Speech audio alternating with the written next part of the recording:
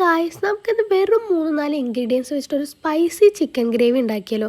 ആദ്യം കാശ്മീരി ചില്ലി നമ്മൾ നന്നായിട്ടൊന്ന് കഴുകി വൃത്തിയാക്കി വേവിച്ചെടുക്കണം കേട്ടോ. ഇത് വേവിച്ചെടുക്കുമ്പോഴേക്കും ഞാനൊന്ന് വേഗം പോയി നല്ല ഫ്രഷ് കറിവേപ്പില പൊട്ടിച്ചുകൊണ്ട് വന്നു കേട്ടോ. ഇത് വേവിച്ചെടുത്തതിന് ശേഷം നമുക്ക് ചെറുതായിട്ടൊന്ന് ജസ്റ്റ് ഒന്ന് ചതയ്ക്കണം.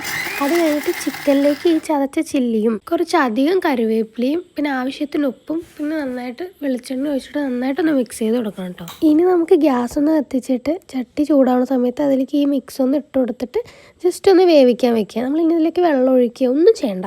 ഇതങ്ങനെ ജസ്റ്റ് ഒന്ന് ഇടയ്ക്കൊന്ന് ഇളക്കി കൊടുത്തിട്ട് വേവിക്കാൻ വെക്കാം കേട്ടോ.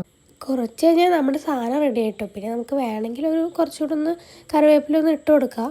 പിന്നെ നമുക്ക് എരിവൊന്ന് ബാലൻസ് ചെയ്യാൻ വേണ്ടിയിട്ട് വേണമെങ്കിൽ കുറച്ച് പഞ്ചസാര ഒന്ന് ഇട്ട് കൊടുക്കാം കേട്ടോ. ഞാനിവിടെ ഇട്ട് കൊടുത്തിട്ടില്ല.